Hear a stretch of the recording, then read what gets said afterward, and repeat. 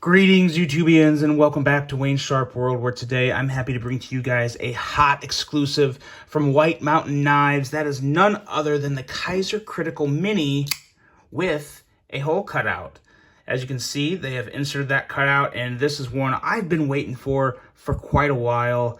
I can happily say I'm not disappointed. But before we get too deep into this, of course, I got to let you guys know that today's episode is brought to you by White Mountain Knives. Make sure to check them out for all of your knife and EDC needs. And use this code right here, WSW10, for 10% off your purchase of this knife or any knife at White Mountain Knives. So hard to pass that up, and of course when you use that code it definitely helps promote this channel, and it tells the guys at White Mountain Knives that you're actually watching some of my content, which I really appreciate as well. Now we've talked enough. Let's get into some overall specs about this knife right here. We have an overall length of 7.31 inches with a blade length coming in at 2.8 inches, a blade width of 1.27 inches, and a blade thickness of 120 thousandths. We have a blade material of CPM 3V with that sweet critical Warncliffe style blade, a blade grind of a flat grind with a handle length coming in at 4.31 inches, a handle thickness coming in at 470 thousandths with a handle width of 970 thousandths. We have a handle material of micarta with a liner lock locking mechanism and a user of a right hand tip up only carry with a very nice deep carry clip that is slightly different from the other Critical Mini, which we'll show you here in just a second. And we have a weight of 3.63 ounces and a price of a really pretty reasonable $99. No issues with that $99 whatsoever for everything you get here. Yeah, no problem there. You're good to go. Now, let's take a look at some size comparisons. And I got some pretty good versions here, pretty good models to compare it with.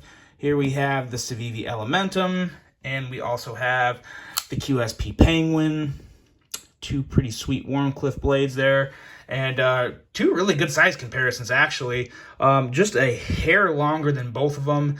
And pretty similar in overall feel and hand. As compared to both of these. Maybe more so the Penguin, since it doesn't have the choil like the Elementum has. But yeah, very solid comparisons there. And then one more little round here of some other ones that I really like.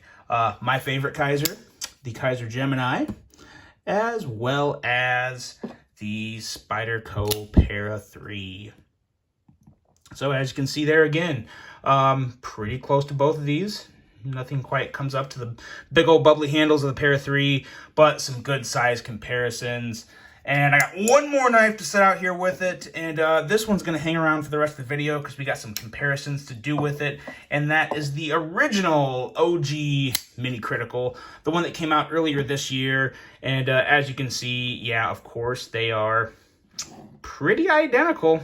There's nothing that really changed outside of that cutout there, and we'll come up a little closer and take a look at that cutout to just kind of see the angle there. As you can see, they changed the placement of some of the blade markings, which was fine. They had to. I will say I do kind of like the placement of the Kizer logo a little more on the Mini Critical as opposed to being on the grind of the blade.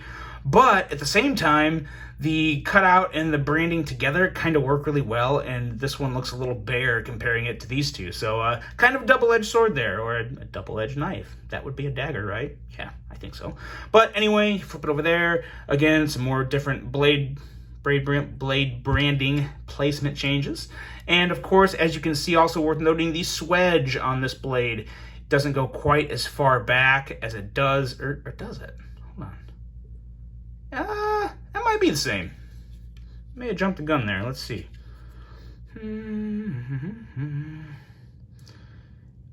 Yeah, no, okay, so the grind, yeah, looks like the grind does come back.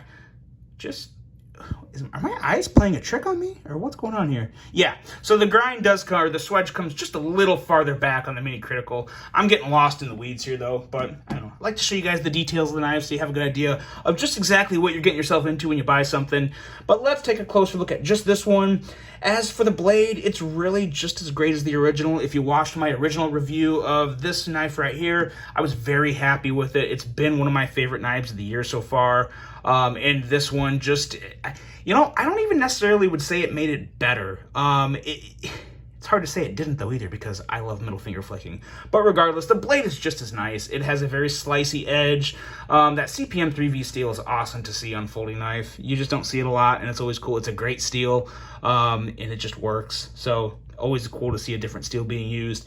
As long as, again, it's worth putting on the knife.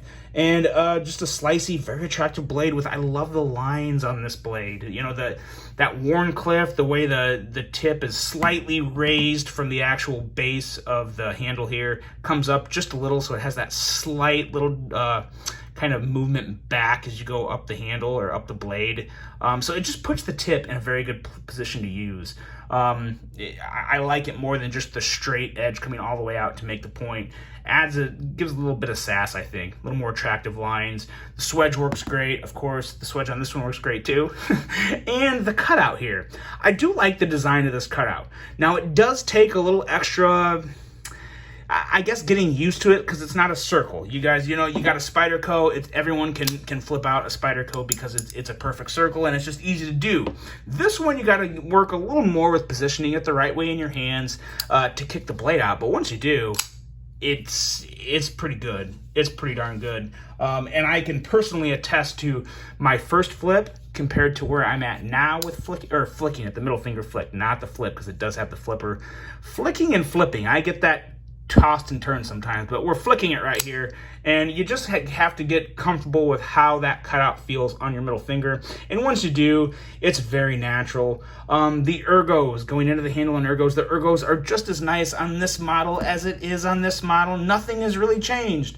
Nothing at all has changed actually, and it just feels really good. I raved about those Ergos, and this one, it just feels good in hand. It's one of the very few small knives that I own and have used that I really don't mind not having the finger choil, because it ends in a very good position in my hand. I get just enough of my pinky around the bottom of it to where I don't feel like it's, you know, part of my hand is hanging off the edge. It's all there. Get a good grip. The jimping works. So we're all good on Ergos there.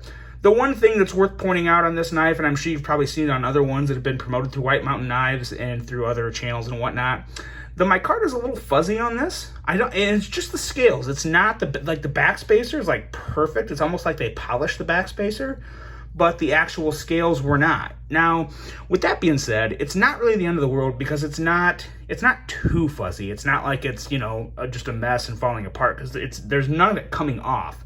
There's just a little fray areas here. I'm sure will probably go away as you carry and use the knife, or if you wanted to, if you're a little more crafty. I personally have never done this, but I've always wanted to kind of polish these scales and get it looking more like that backspacer. I mean, if you look at that backspacer, it is completely, it may not be polished, but it kind of looks like it is, because it just doesn't have any of the fray marks on it. So it looks good. So you could get the scales looking just like this, and that would look fine. In all honesty, I kind of like the way it looks as is. It's a little rugged, and again, as you carry it, those frays are going to go away. And yeah, I'm not sure about this black pivot here. I don't dislike it. It just takes a little getting used to, because you have light colors everywhere, from even obviously the steel being a lighter silverish color and the tan being a light tan, and that's basically all you have. And then you have this big black circle. Not necessarily bad, but like I said, I'm still getting used to it. I'm not sure.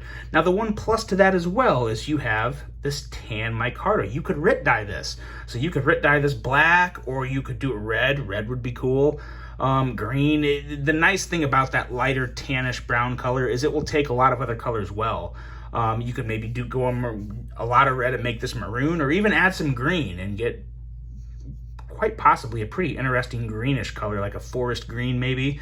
But yeah, you have a lot of options with this to kind of make it your own, which I think is cool. And if you don't want to do that, you can carry it as is, and it's still no real issue with it at all. Now, the clip back here, like I said, there was a slight difference in the clip, and let me get a cloth here real quick, because I believe this clip here has a small little bit of stone washing on it. So let's see here. I'm gonna try not to drop these knives and cut myself. So here's the original, and as you can see, yeah, very, very mirrory, very satiny. No real stone washing. Very, maybe super light, but that could just be from me carrying it. And then you go here and you definitely see a more enhanced little bit of a stone wash on that. Now, it's not a big difference, but I did notice that. I always look at the details of knives more than maybe the average person, because I'm sure you guys probably know this by now, but I enjoy the design and the lines and ingenuity that goes into a knife just as much as actually using the knife. I really enjoy the design aspects, and I love seeing those little touches like this, that little bit of stone wash. And of course, you guys have heard me say before, I always wish the clip was a little stone washed. So it's nice to see that, you know, even though it doesn't make that hugely, you know, no real massive difference, I just like seeing it. It kind of makes me feel good.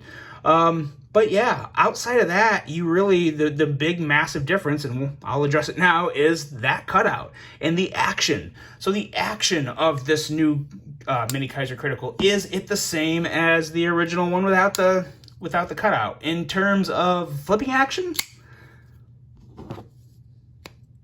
I would say yes. It sounds a little different, but in terms of feel, yeah, they're both pretty much the same.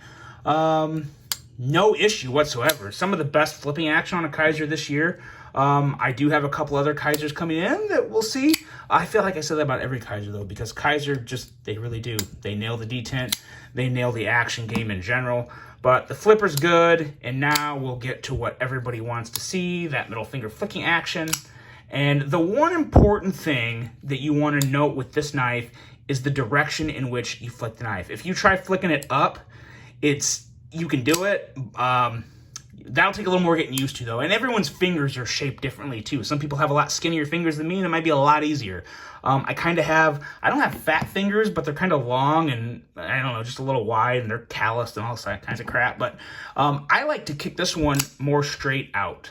Straight out. Instead of up, kind of hold it here and just go straight out. And that works well for me, and it's something that I've gotten very comfortable with. And you really don't have to, you can shake shut very easily. Very, very fidgety knife. No issues with the cutout. It's chamfered very lightly. It definitely has somewhat of a corner, but it's chamfered enough to where it's not shaving my fingernail or anything like that. So let me make sure it's not, because I don't think it is. Yeah, no nail shavings up there. So that's a good thing. That's always kind of annoying with me. I get that with Spyderco. Some of those Spidey holes are not chamfered, and when you get your nail in there, you take half of it off on the first Spidey or on the first middle finger flick. So don't like doing that, and you don't have that issue with this knife. But that's basically it for this one, guys. More than anything, I just wanted to get it in front of the camera and tell you what I think about it. I love it. I love it just as much as this one. White Mountain Knives probably has, between White Mountain Knives and Mojave Outdoors, I think they definitely have the best exclusives through Kizer. Mojave has some amazing ones coming out, and so does White Mountain. On top of this, they have that Beglighter XL, which is a button lock, flipper, and thumb studs. It's going to be so sweet. Can't wait to see that. But until then, this one's going to hold me over pretty darn good. Great offering from them. Great knife. And definitely get it while you can, because I don't think they're going to be around for long. And that is the White Mountain Knives exclusive Kizer Critical Mini. Let me know what you guys think. If you plan on getting one, make sure to use that code. Hope you enjoyed this one. Hope you have a great rest of your day. And until the next one, I'm out.